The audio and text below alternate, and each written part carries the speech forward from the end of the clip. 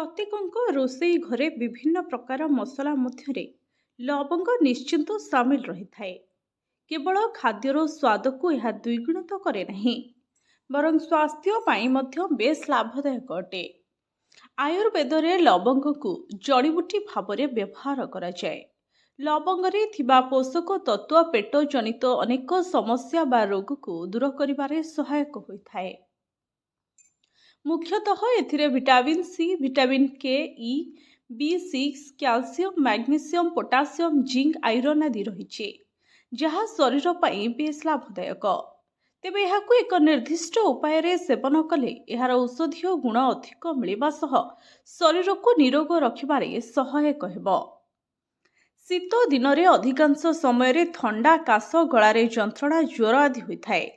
ଏସବୁ ସଂକ୍ରମଣରୁ ରକ୍ଷା ପାଇବା ପାଇଁ ରାତିରେ ଭୋଜନ ପରେ 1 ଚାମଚ ମହୁରେ ଅଳ୍ପ କିଛି ଲବଙ୍ଗ ଗୁଣ୍ଡ ମିଶାଇ ଏହାକୁ ସେବନ କରନ୍ତୁ। ଏହାଦ୍ୱାରା ଥଣ୍ଡା, କାଶ ଆଦି ସମସ୍ୟା ଦୂର ହୋଇଯିବ। ବିଭିନ୍ନ ସଂକ୍ରମଣ ଜନିତ ରୋଗରୁ ଏହା ଶରୀରକୁ ରକ୍ଷା କରିଥାଏ।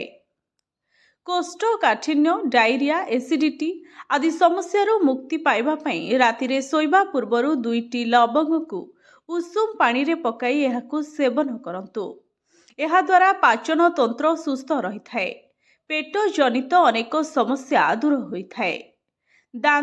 ଦାନ୍ତ ମାଢ଼ି ଯନ୍ତ୍ରଣା ହେଉଥିଲେ 2ଟି ଲବଙ୍ଗକୁ ନିୟମିତ ରାତିରେ ଶୋଇବା ପୂର୍ବରୁ ଖାଆନ୍ତୁ। ଏହାଦ୍ୱାରା ଯନ୍ତ୍ରଣା ଦୂର ହୋଇଥାଏ।